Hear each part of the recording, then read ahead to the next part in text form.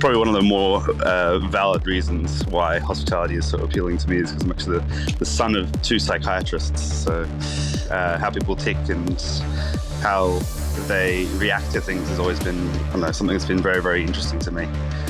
So to be in an environment where I can create positive experiences from people is very, very special. We continue our epic adventure at Vue De Monde in celebration of 500 episodes of Dirty Linen. I feel like it's probably more extraordinary that Vue De Monde's been going for 23 years than Dirty Linen's been going for 500 episodes. But I will, put those two celebrations together. Today, our guest is someone that I have so enjoyed encountering at the restaurant. Raj Soin is Vue De Monde's restaurant manager. Welcome, Raj, to my podcast. Thank you very much. It's very nice to be here. Yeah, so lovely to have you on the show. Tell us about your experience at Vue. How long have you been there and what's your role? It's pretty crazy. So I've been, I think, restaurant manager now for close to 2 years. It kind of came about during the middle of lockdowns. So it's a bit of a blur to remember when it actually started. But I've been at Vue for, I think, 5 years now, almost, actually. It's coming up to. So it's been a pretty wild journey. So, yeah, 5 years. And what's your background in hospitality? Had very humble beginnings. I did one shift in an Indian restaurant and decided I absolutely hated that. And then actually worked at Nando's for almost 2 years, which sort of started off my hospitality journey. Ah, that common story from Nando's to Vue De Monde. Yes, correct. I'm sure you've heard quite a few of the different humble beginning stories as well from many of the staff as well. So, I mean, I think it is actually so lovely to hear these origin stories because, yeah, I mean, if you come to the restaurant, the surroundings are very grand, and as much as everybody there does everything to make people feel comfortable, there is. I think always this feeling that the people that work there know how to be fancy better than the people that are arriving, or that's how I feel anyway. But to hear the backstory, it just wins me over all over again.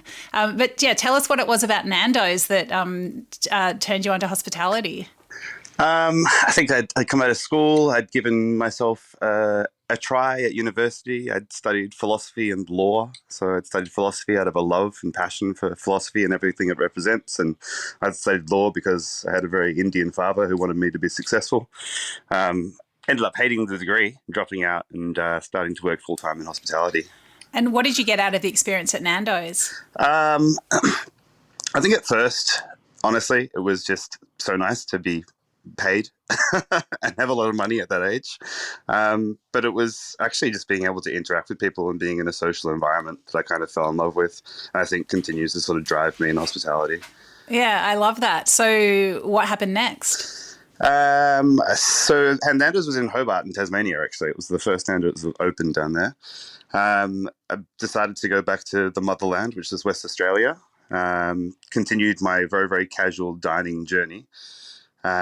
Actually did try to do another stint at university. Of course, same sort of thing as the first one, where I decided I was going to do business economics and journalism. So journalism was the passion, and then business economics was the, thing in the back of my head that says you need to do something that's going to be successful. Again, didn't last too long, and I found myself working full-time for a little burger joint called Just Burgers, which was in Leederville in West Australia. And what was that like? It was amazing. It was just like a simple progression as well from what I'd been doing previously. The place was actually run by an actual chef. So he'd got sick of doing chefing for about 15 years and wanted to open something up himself that was a bit more casual. And yeah, it was a great team. And actually all the cooks that were in the kitchen, all the people making burgers were all qualified chefs. So quickly became friends with a lot of chefs, which I think was the start of my downfall into this foray into hospitality, and why I kind of loved it all the time. I think I became very, very good friends with one of the chefs there, who was constantly talking about people like Marco Pierre White and Alan Ducasse, and I had no idea who these people were at all. I was just a little boy who grew up in Hobart in Tasmania, and started researching them and starting to have a bit of a love for food and gastronomy. Wow, Raj, that's so interesting. I mean, and it's fascinating, you had those 2 tries at uni and it just it wasn't really you. I mean, it's just, you just wonder, like, if hospitality had been presented as a viable career earlier on, like as an honourable career, would you have just, just turned this love of interacting with people into, would you have let yourself do it sooner? Or, we don't know, like maybe that's just the path you had to go on. I think it's interesting. I think it definitely would have been something I would have considered. I know that quite a few of the people in the restaurant, especially those in senior positions, like Ugo and Carlos, for example, who actually studied hospitality during their teenage years because it was presented to them as an option. I think that had I had that option, I probably would have pursued it. So, yeah, that's so interesting. Okay, so you started to hear about these Uber chefs and had a different kind of interest in the industry. What happened after that? Started making regular trips to Melbourne, actually. So me and this chef, Anthony Yule, who's a very, very good friend of mine, who's now running restaurants over in Perth. Him and one of my friends became deeply sort of, interested in gastronomy and cooking and that sort of thing. We would make sort of either biannually or triannual trips to Melbourne to just go to all the good restaurants. We'd buy the good food guide every year and figure out who had the hats and save up our money and go over and stay for a week in some really, really dodgy little hotel or, the cheapest accommodation we could find so we could splurge out on food. And this is back when we were all very, very naive in terms of dining or anything like that, but got to go to all these really cool places. And I don't know, I guess I always aspired towards working somewhere, a little bit nicer. So, were there any key Melbourne restaurants that you remember that you were just like amazed by? 100%. Andrew McConnell. I think I got to go to some of his restaurants that have now shut down. It was Golden Fields in St Kilda. Remember dining at Cumulus Sink for the first time, Cutler. I think we were just this little trio of fanboys for Andrew McConnell and just loved everything that he did. So it definitely made a big influence on me in the Australian landscape of dining. Yeah, that's so interesting. And so did Melbourne just slowly reel you in and you ended up living here? Yeah, I mean, I've always considered it the kind of mecca of sort of dining in Australia. I would make regular trips over to Sydney as well because I ended up in the bar industry. So we'd go over there every year for the bar awards and go to some nice dining and that sort of thing over there. But Melbourne just always kind of felt like a second home. So the natural progression to actually come here was just perfect when I actually got here. And what did you do when you got here? When I got here? Yeah, did you get a job straight away? Well, actually, I was coming off almost 7 years of working in a pub in West Australia. So I'd actually accumulated about 14 weeks of leave. So I took a couple months off. I spent a lot of time with my brother. I wanted to try and find the right place to work and right place to live. When I first got here, the first job I had was at an amazing restaurant called Huck on Duckboard Place, just off Flinders Lane. So it's the chef's Victor Leung. And that was actually my first proper restaurant job. I was only there for about 3 or 4 months before I applied on a whim to Vue De Monde and actually got an interview. But yeah, that was an amazing sort of start to my Melbourne hospitality journey. Yeah, wow. Well, I mean, Huck's been around for quite a while now and, great people have worked there and gone through, Victor's Kitchen and the front of house as well. So you, randomly applied to Vue De Monde, perhaps not thinking it was going to happen, but then it did. So what was that like? Yeah, not at all. I mean, I was having a great time at Huck, really enjoying myself. I think I was just randomly perusing job ads one day. It was quite interesting for me for the last, 10 years that I've been in Perth. I guess maybe I felt I was a big fish in a small pond. I was like, I don't need a resume, rah, rah, rah. And then you come to Melbourne and it's a very, very different scene. It's very competitive.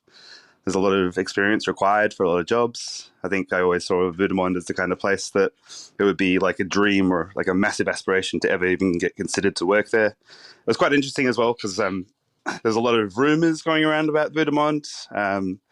I had a friend of mine who worked at an Italian restaurant in Little Collins, and she was like, no, Vue De Monde only accepts people who have 2 or 3 Michelin star experience around the world. They don't employ Australians. So when I actually got a call back from them, I was like, oh, wait, what's going on here?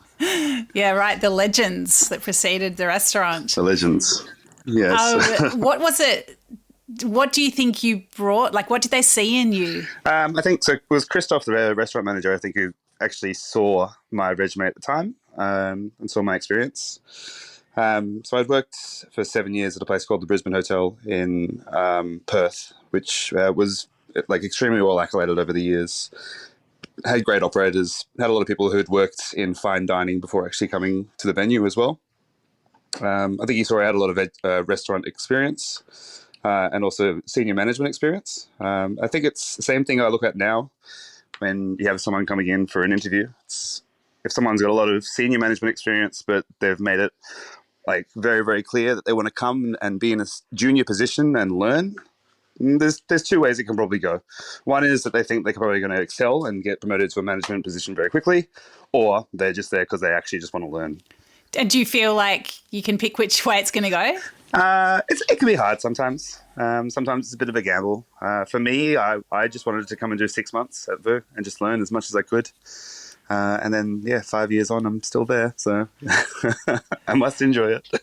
Yeah. Well, what did you think you were going to learn? And did that match up to what actually came down the road for you? I think I just wanted to learn how to work in a restaurant of that caliber, I guess. That style of service. I'd done quite a lot of different hospitality avenues throughout my years. I've always had aspirations to open my own venue, so I guess I wanted to kind of tick all the boxes before I eventually do that.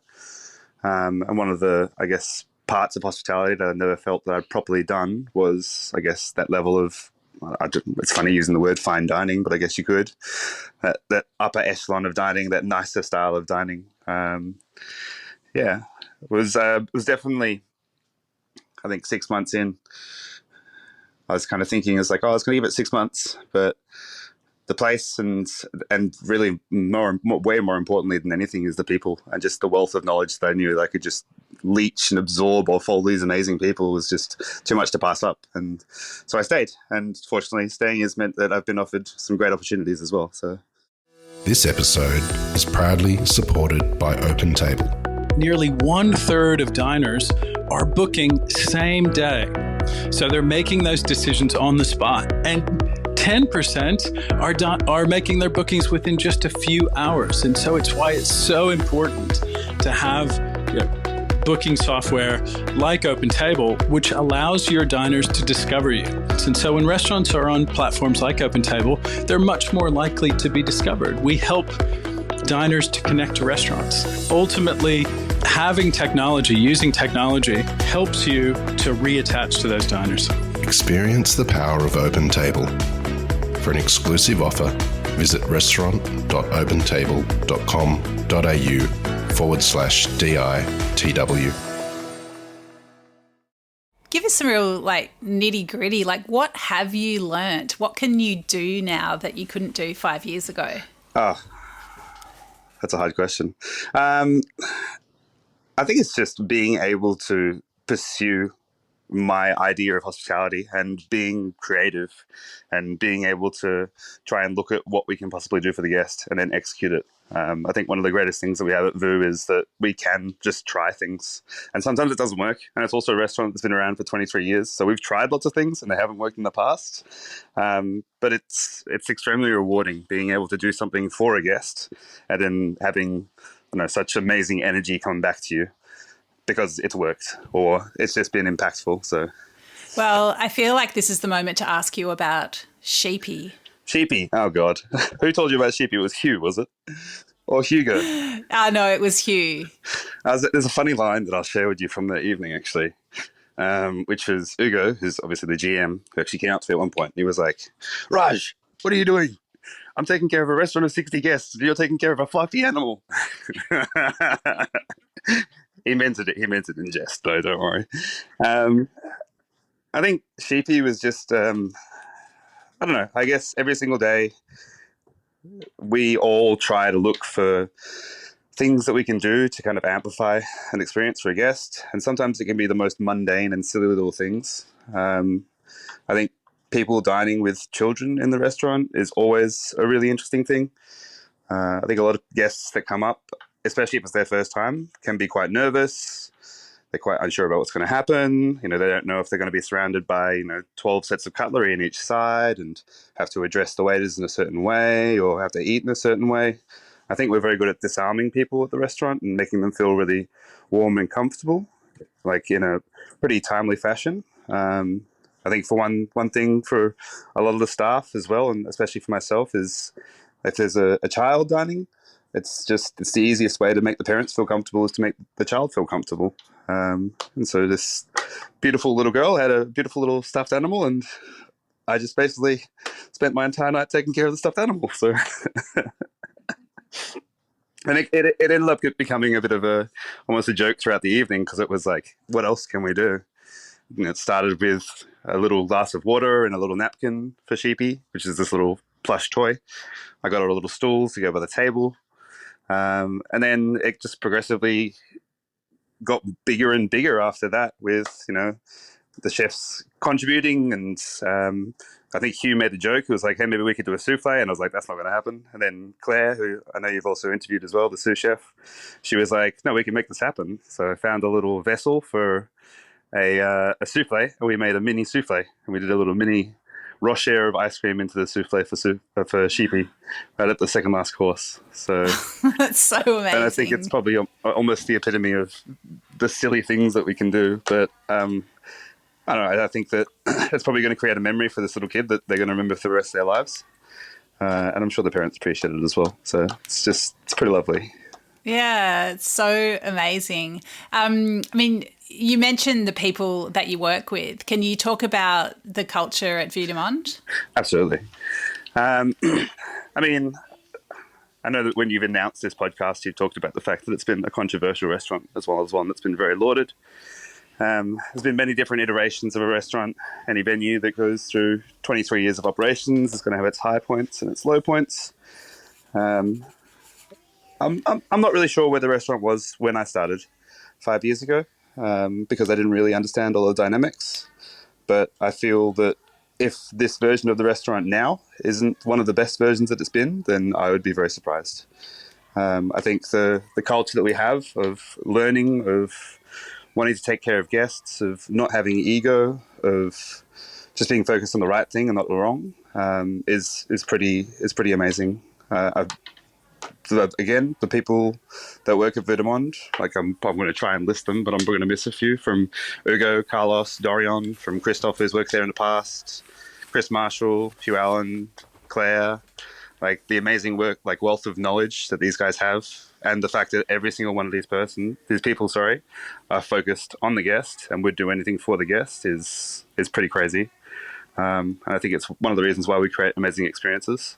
It's a restaurant definitely of many, many, many big people, like big personalities and a lot of confidence and everything like that. And but I think that we all just make it work, and we couldn't do anything without everyone. But having all these amazing people certainly helps. So. Yeah, I mean, how do you create a culture like that? I think some people, are cynical about restaurants and, this idea of teams, and they think that it must be a veneer. There must be other stuff that's going on, particularly when you're striving for excellence every single service. What would you say to that? I think a big part of it, of what happened at Vue De Monde as well, especially in the front of house, is the fact that it's a team of people that had worked with each other all over the world, like with Hugo, Christoph, the ex-restaurant manager, Dorian, Carlos. There's been a couple of people who've been in and out who've worked with them when they've known who they thought was amazing and would be a great person to be in the team, and they've actually brought them with them, like across the world in some cases. And I think that started the foundation for it. And then they've just built off that, finding great people who want to be part of that culture. I think another part as well is also making sure that there's none of that negativity or none of that. Sometimes in hospitality, people can not realize that they're in the service industry, and maybe it's ultimately we are here to take care of people. And as frustrating as it might be from time to time or anything like that, that doesn't really matter. It's just the main focus has to always be taking care of the guest. as far as the kitchen's concerned, I think it's always been a kitchen that's had amazing chefs come through. It's always attracted amazing talent. Starts with people like, Hugh and Chris, who Hugh's been on and off there for 10 years, even though he had a big break in the middle. Chris has been there for 9 years. Claire has been there for 5 years. Many of the chefs in the kitchen, the core group, have been there for like a very, very long time. I think when you have a team like that that's so well established, it's people come in and they just see an opportunity to integrate into that and they want to stay. So. I mean, the restaurant's been there for 23 years. You've been there for 5, Raj. Like, what kind of induction into the mythology of Vue De Monde do staff get? Like, is there like a Vue De Monde story that you're told when you begin working there, or is it just stuff that you pick up along the way? No, 100% there's a story. Obviously, there's the genesis of the restaurant, and its ups and its downs, and its different ethoses and visions that it's had throughout the years. I mean, if you looked at Vue De Monde from prior to level 55, it was a completely different restaurant in terms of what we were actually delivering in terms of food. I think that it's a pretty grueling process for all staff that start there. Both front of house and back of house. I mean, we all absolutely love what we do, but it's by no means easy, and there's a lot of pressure.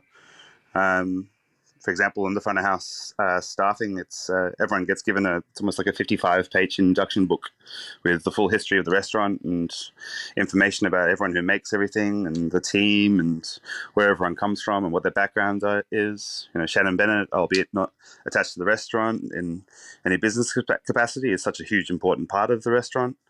I think understanding the history of the restaurant is extremely important for new staff, because it's we're built on the last 23 years. It's not like it just happened. It's an accumulation of different venue managers, different general managers, different head chefs. The fact that it's probably seen, I don't even know if you could quantify the amount of different dishes that the chefs have created over the years. I think it would be quite crazy to be able to sit down and almost look at it from differing degustation menus, spanning 23 years. Yeah, that would be an amazing document in itself. So what do you do, Raj? You just like passing a new staff member in the corridor and you say, what year did we move to Little Collins Street?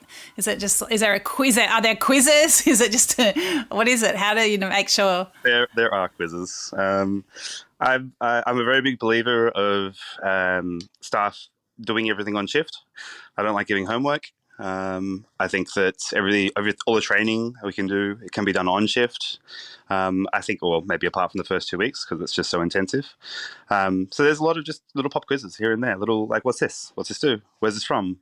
What's the best restaurant in Chicago? What's the this? It's one of the greatest things as well about Vue, I think, is it's a constant culture of wanting to learn. Which actually extends to so many different things apart from food and beverage. I know for myself, I'm surrounded by people from different backgrounds, from Japan to Germany to France to Italy. So I can now speak all these languages very, very badly. So just from learning like one or two simple phrases every day. And I think all the staff, we encourage ourselves to keep on doing that and keeping wanting to learn and keeping wanting to try and find something new that we can absorb on that day. So you mentioned that you initially studied philosophy out of a passion and an interest. How does that play into your approach to hospitality? It definitely plays into it. I think probably one of the more valid reasons why hospitality is so appealing to me is because I'm actually the son of 2 psychiatrists. So there's human interaction and behavior and how people tick and how they react to things has always been something that's been very, very interesting to me. So to be in an environment where I can create positive experiences from people is very, very special.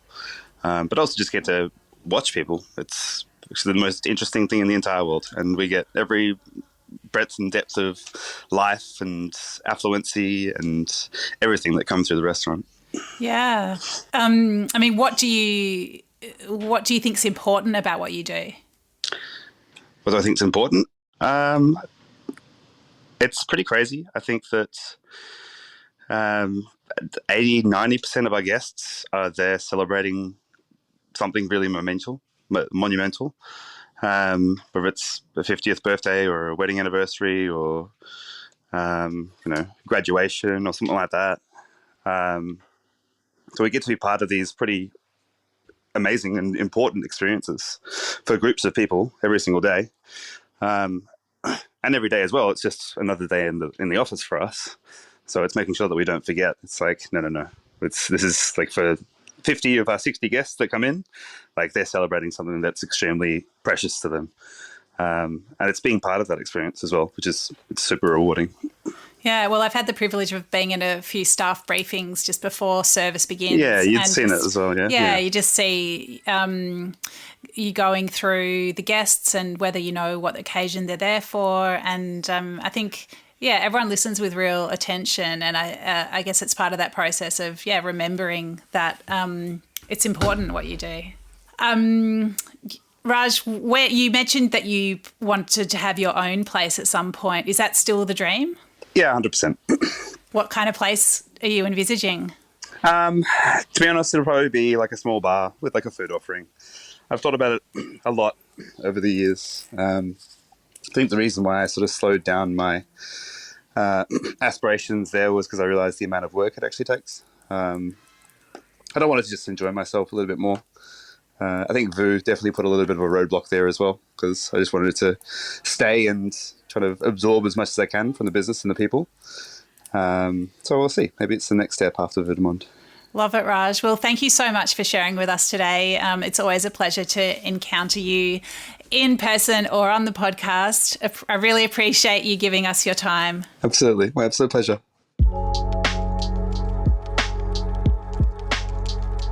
This is Dirty Linen, and I'm Dani Valent. We air the issues that the hospitality industry finds hard to talk about, hearing from different people with unique perspectives. We want to hear from you as well. If you have something that needs to be said about a topic, get in touch so we can include your perspective. Contact us at dirtylinenat deepintheweeds.com.au or hit us up on Insta at Dirty Linen Podcast. We can't wait to hear from you.